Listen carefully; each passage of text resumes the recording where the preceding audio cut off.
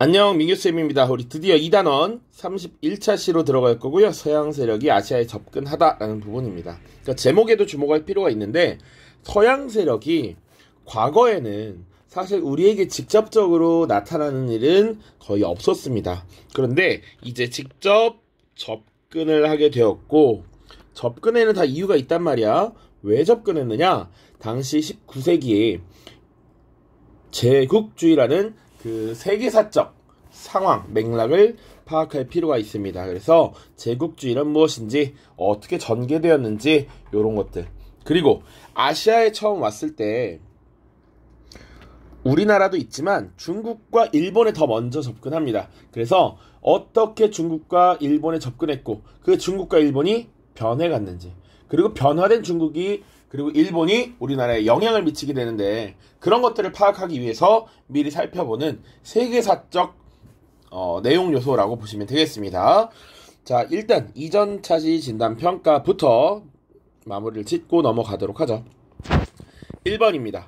세도정치 시기에는 삼정의 문란으로 백성의 고통이 심했습니다. 맞죠? 자, 삼정은 세 가지였어. 전정, 그리고 군정, 그리고 환곡이 있습니다. 자, 이 세 가지의 고통이 있었는데 그 중에 뭐가 가장 심했다? 환곡의 폐해가 가장 심했습니다. 이 환곡이라고 하는 것은 빈민 구유를 위해서 곡식이 떨어지는 봄에 곡식을 빌려주고 추수철인 가을에 일부 이제 갚도록 하는 거지. 이자를 붙여서. 그런데 그 이자가 어마어마했다라는 겁니다. 고리대를 취하는 경우가 많았기 때문에 백성들이 이것을 견뎌내기 너무 힘들었다. 때로는 강제로 빌려주거나 아니면 빌리지 않았는데도 갚도록 하는 이런 문제도 있었습니다. 자, 2번입니다. 조선 후기 탐관오리의 수탈과 평안도민에 대한 차별로 일어난 농민봉기. 사실 이 탐관오리의 수탈이라고 하는 것은 세도정치 시기에 기본값이야.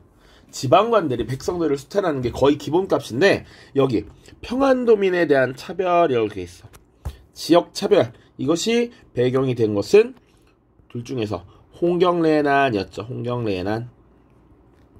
그래서 몰락한 양반이었던 홍경래가 주도했고요. 서울 출신의 우분칙 등이 가담하면서 당시 청천강 이북 지역을 5개월 이상 장악했던 것이 바로 이 홍경래난입니다. 자, 이제 본격적인 내용 들어갈 텐데, 제국주의가 무엇인지, 어떻게 아시아에 영향을 미쳤는지 살펴보도록 하겠습니다. 그러면 일단 제국주의가 무엇인지 한번 정의를 살펴보고 가죠. 19세기 중후반에 서구 열강이 경제력과 군사력을 토대로 약소국을 식민지로 점령하는 것입니다. 자, 열강이라는 표현 좀 확대해서 볼게요. 열강이란 표현 봅시다. 자, 이것은 단순히 여러 강한 나라, 강국들이라고 생각하면 돼. 당시 세계 질서를 주도했던 영국, 프랑스, 네덜란드 등등이 되겠습니다. 벨기에도 있고요. 자, 독일도 있고요.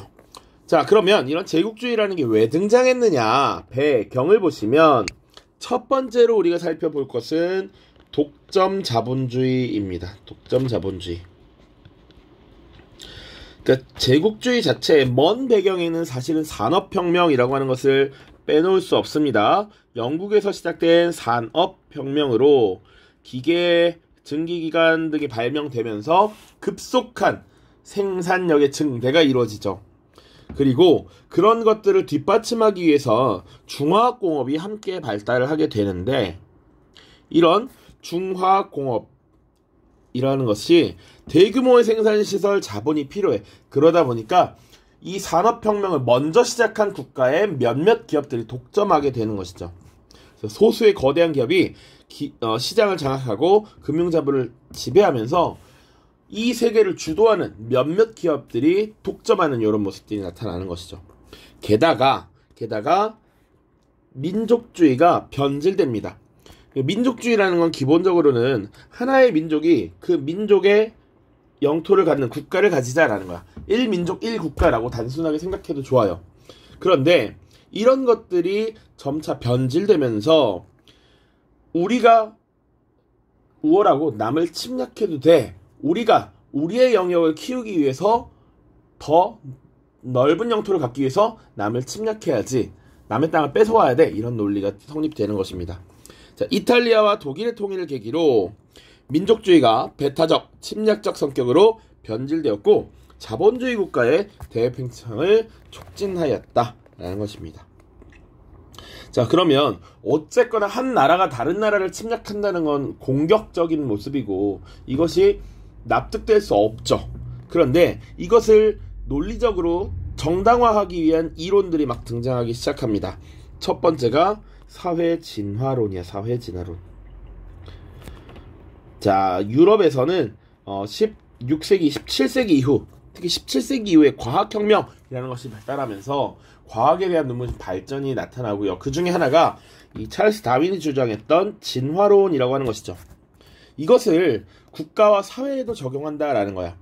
그래서 진화론의 핵심이 바로 약육강식과 적자생존이었어.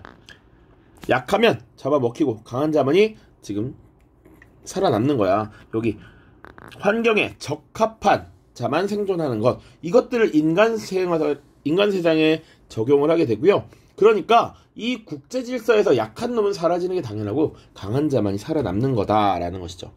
강대국의 약소국 지배를 정당화하는 이론으로서 활용이 됩니다. 자, 그리고 인종적 우월감도 있습니다. 산업혁명을 성공적으로 이끌고 근대화에 성공한 백인종이 스스로가 우월하다라고 느끼는 것이죠. 황인종과 흑인은 미개하고 백인종이 우수하기 때문에 우리가 그들을 빨리 인도해줘야 돼. 그래서 그들은 그대로 두면 미개하기 때문에 발전을 위해서 우리가 가르쳐줘야 돼. 그렇게 우리가 지배를 해야 해 라는 것이죠. 그래서 대표적으로 지금 이 보면 황인종과 흑인종, 아시아와 아프리카가 되겠죠. 그래서 침략을 적극적으로 하게 됩니다. 그런데 실제로는 이런 이유 때문이라는 것이죠. 산업을 더더욱 발전시키기 위해서는 값싼 원료 공급지가 필요했고요.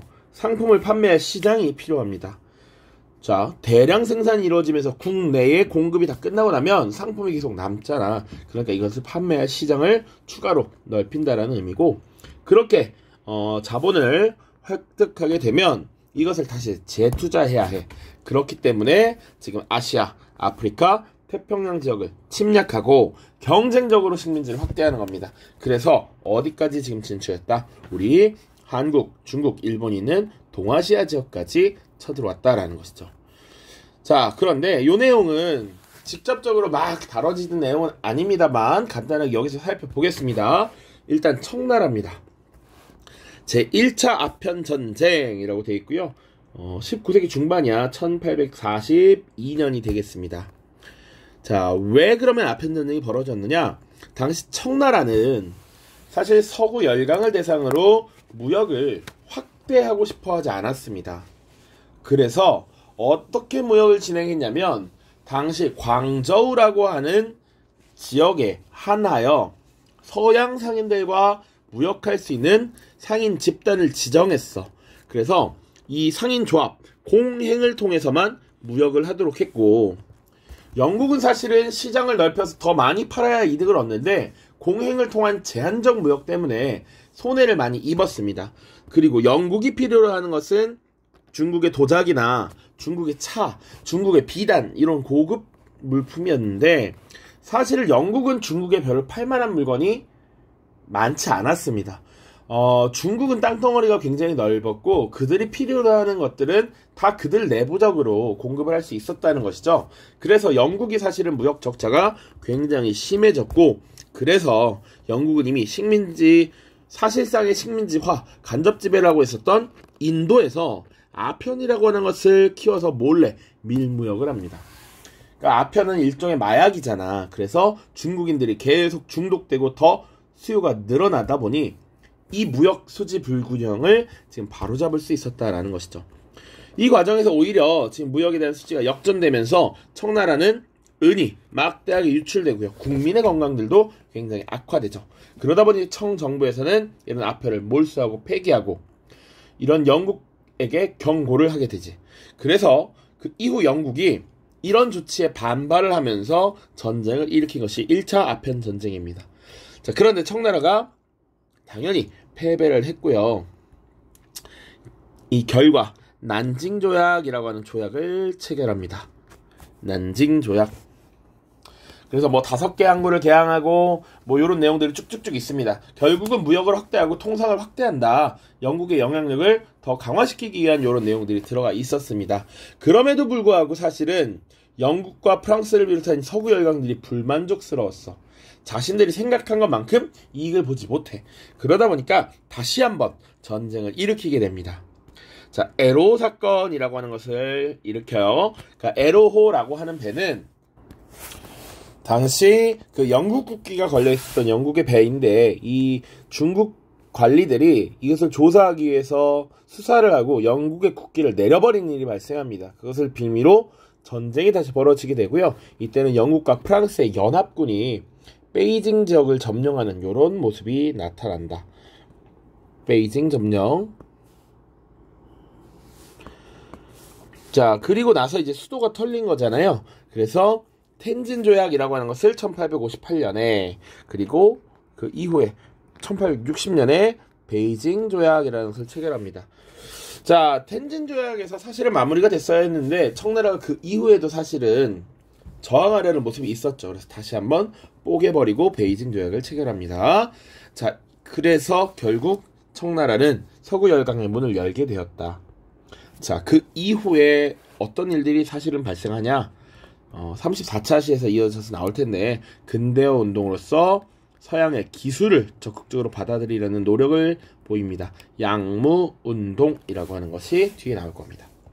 자, 일본을 보시면 원래 일본의 에도 막부에서 쇄국 정책을 펼쳐서 외국과의 교역을 금지했습니다. 왜 그랬냐면 포르투갈 상인들이 와서 자꾸 천주교를 전파하려고 했거든. 그래서 지금 거의 문을 걸어 잠그는 이런 정책을 취했고, 그럼에도 불구하고 이 네덜란드 상인들은 야, 그거 우리 안 할게, 우린 장사만 할게 라고 해서 인정을 받았고요. 그리고 청나라 상인들, 또 나가사키라는 지역에서 제한적으로 무역을 할 수 있었습니다. 그런데 19세기 중엽이 되면 미국이 군함을 이끌고 와서 강요하고요. 그래서 결국은 미일 화친 조약이라고 하는 것, 그리고 4년 뒤인 1858년에 미일 수호 통상 조약이라고 하는 것을 체결합니다. 일본도요, 나중에 이 미국과의 수교 과정에서 기존의 막부 정권의 무력함을 깨닫고 막부 타도 운동이 벌어지고요. 새로운 정부가 들어섭니다. 그 새로운 정부가 사용한 연호가 메이지였어. 그래서 이 메이지 시기에 새로운 개혁 조치라고 해서 메이지 유신이라고 하는 개혁을 단행합니다. 34차 시에서 보겠습니다. 자, 그리고 조선은 어떻게 됐느냐? 우리 조금 잘 알고 있죠. 18세기 이후 한반도에 안에 이양선이 출몰 했고, 19세기 서구 열강에 통상 요구가 있었습니다. 그리고 앞서서 지금 청나라와 일본의 개항 소식이 전달되면서 사회적 불안감이 확산됐지. 심지어 우리나라는 어떻게 근대화의 발전 과정에 있었던 일본에 의해 개항이 되죠. 그래서 이 개항되는 과정은 또 우리의 역사니까 뒤에 자세하게 다룰 겁니다. 자, 자료학습 보고 마무리 짓죠. 1번입니다. 이거 제국주의를 풍자하고 있는 그림인데, 청이라고 하는 이 청나라 중국 사람을 러시아, 영국, 미국 등이 지금 서로 야금야금 살펴보고 있는 것이지. 19세기 중후반에 서구 열강은 경제력과 군사력을 토대로 대팽창을 펼치면서 약소국을 식민지로 점령하는 정책을 추구하였는데, 이를 제국주의라고 하죠. 자, 2번입니다. 자, 이것은 청나라와 영국이 맺은 난징 조약의 내용입니다. 이것은 제1차 아편전쟁의 결과로 체결을 한 것이고요. 자, 요거는 직접적으로는 중국의 역사이기 때문에 우리 한국사 시험에서 직접 출제는 되진 않습니다만 한번 봅시다. 청나라는 영국에 홍콩을 양도하고, 영국은 적당하다고 인정하는 법률로서 통치한다. 그리고 2조에 따라 영국 상인에게 개방한 항구에서 양국 협의하에 공평하게 정해진 출입 관세를 설정한다. 이때 5개의 항구를 개항해요. 그래서 이 개항장에서 관세를 부과한다라는 내용이 담겨 있습니다.